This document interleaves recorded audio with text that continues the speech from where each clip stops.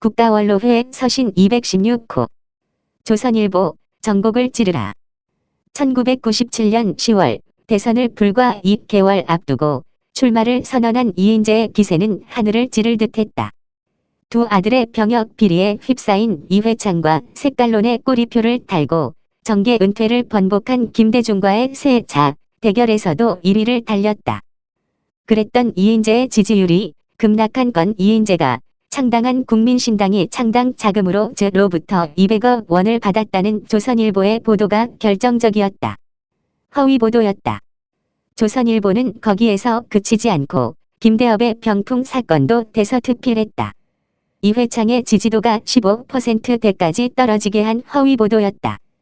김대중 캠프는 이때다 싶어 선거의 귀재를 스카우트했다.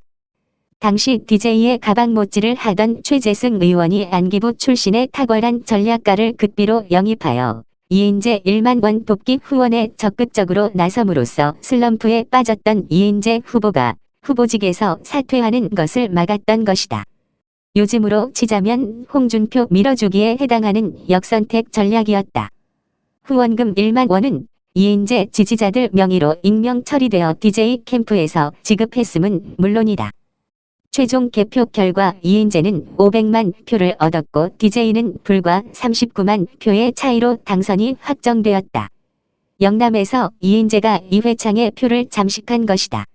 이 과정에서도 보수우파의 정론지라는 조선일보의 왜곡이 이인재의 선전을 계속 독려했음 또한 물론이다. 명동 조폭, 세대, 대통령 출신 최재승은 1등, 공신으로 국회 문광위원장까지 지냈다.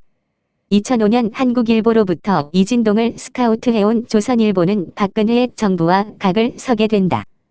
권력을 과거의 정부들처럼 나누어 먹자는데 박근혜가 노 해버린 때문이었다. 돈에 껄떡거린 조국과 달리 부잣집 사위 민정수석 오병우도 박근혜를 닮아 꿈쩍도 안 하니 특종 타자 이진동을 투입하여 탄핵 전국 조성에 앞장선 것이다. 당시 서울대 법학 교수였던 조국의 페이스북은 이때부터 그 잘난 얼굴과 함께 조국의 존재를 국민들에게 대한민국 최고의 행동하는 지성으로 각인시키는 취재원이 되어 조선일보를 도배했다. 조국의 실종 후 조선일보는 진중권을 찾아냈다. 독일에서 달랑 석사만 따먹고 유시민의 주선으로 동양대 교수 자리를 되찾은 진중권이 조국 사태 당시 동료 정경심을 공격하자 문재인 패거리들이 박사도 아닌 놈이 교수가 웬 말이냐고 문제를 제기할 낌새를 보임에 약삭 빠른 진중권은 총장에게 누를 끼치지 않으련다는 충절가를 부르며 사표를 제출하니 환장한 조선일보는 진중권 사무국을 불렀다. 말죽거리 잔혹사의 양아치들 수준에서도 거침없이 나오는 이재명을 비난하는 진중권의 저질 평도 조선일보는 글자 한 획 빠뜨리지 않고 톱 뉴스인 양 자가용 비행기 모는 돈 많은 좌파 논객 진중권의 어록으로 보도해 꼬리를 친다. 진중권이 없다면 조선일보도 없다. 어린 이준석의 간땡이를 부풀리고 김무성과 유승민을 감싸주는 것 또한 탄핵 당시 박근혜의 머리채를 뒤흔든 진중권을 배려한 것 못지않다. 수십만의 민초들이 광화문과 서울역, 종로에 이르기까지 태극기를 들고 탄핵 무효라고 목청이 터져라 외쳤음에도 마치 일제 치하에서 총독부의 검열이라도 받은 듯 침묵을 지켰던 조선이 전국을 떠나 촛불은 100만이요 200만도 더 된다고 호들갑을 떨어주었다. 거기에 김대중이니 강천석이니 윤평중이니 어중이 떠중이들이 대한민국 최고의 논객이라며 탄핵에 앞장섰고 재판 결과 돈 한 푼도 박근혜가 받아먹지 않은 것이 밝혀졌음에도 지금까지 정정 보도는커녕 초록은 동색이라고 후환이 두려워 부환외동하는 자들을 옹호하며 그들을 지지하는 그를 팔아 배때기를 살찌우고 있다. 죽음도 불사하고 전곡을 찌르는 언론인이 아닌 것이다. 4.15 총선 결과 통계학적으로 여당 약세 지역에서 3대 7이라는 일정한 비율로 전자개표기의 선거 부정행위가 저질러졌음에도 법정 시한 6개월은커녕 1년 6개월이 지나도록 공판을 미룬 대법원의 위법행위를 조선일보는 단 한 줄도 보도한 적이 없었다. 전곡을 피했다. 마침내 일장기며 배춧잎 투표지, 끈끈이 투표지 등 부정선거 증거까지 점검 과정 재판에서 명백하게 드러났음에도 펜촉 하나 흔적을 남기는데도 인색한 조선일보 창간자 개초 방응모가 몇몇 호남 출신 매문가들이 말아먹고 있는 이 현실을 보고 있다면 과연 어떤 표정을 지을까. 자유를 찾아 38선을 넘어와 민족의 정론지를 꿈꾸었던 그의 눈으로 보면 말이다. 대선이 5개월 남짓 코앞으로 다가왔다.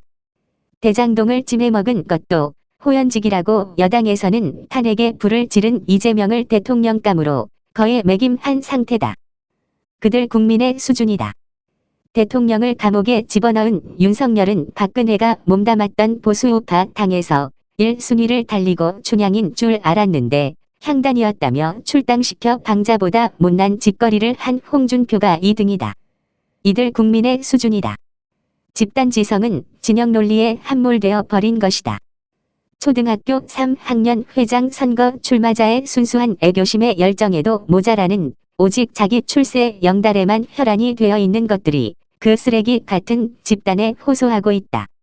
엊그제 이재명이 새 분리하니 해명이랍시고 늘어놓는 새 칩혀를 날카로운 작부로 갈라치기는커녕 그대로 받아쓰기해 스피커가 되어주는 조선 단군 이래 처음 보는 찌라시가 아니던가.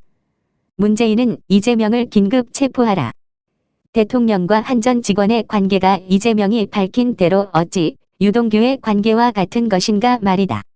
운전기사 2개월 경력밖에 없는 유동규를 차관급으로 직접 임명하고 대장동 설계까지 해준 게 누구인가. 10여 년 이상을 수하로 부리면서 수천억 원의 거금을 주무르게 한 바 그는 이재명의 금고직이라고 의심할 수밖에 없다. 즉각 특검팀을 구성하여 이재명의 죄상을 낱낱이 밝혀야 한다. 검찰과 경찰은 증거인멸의 시간을 벌어주는 꼬리 자르기 수사를 중지하고 특검팀에 맡겨라. 또한 국정의 최고 책임자인 대통령도 방조의 책임을 면치 못할 것이다. 대장동 엄중하게 지켜보고 있다는 한 달여 만에 나온 유체이탈 화법이 그 증거다. 이재명을 당장 체포하라. 국민들과 함께 엄중하게 생각하고 지켜보고 있겠다. 시중에 간첩이라고 회자되는 문재인에게 이 정도 일반 시민의 시일야방성대곡도 쓸 수 없을 바에야 국민을 담보로 민족 정기를 팔아 전국을 왜곡하는 못된 버르장머리의 조선일보는 비가 오나 눈이 오는 그 어느 침침한 날에 5년째 감옥살이하는 그녀의 저주, 하늘의 처절한 저주를 받으리라. 2021년 10월 6일 조선일보 그러면 죽습니다. 이호근 방송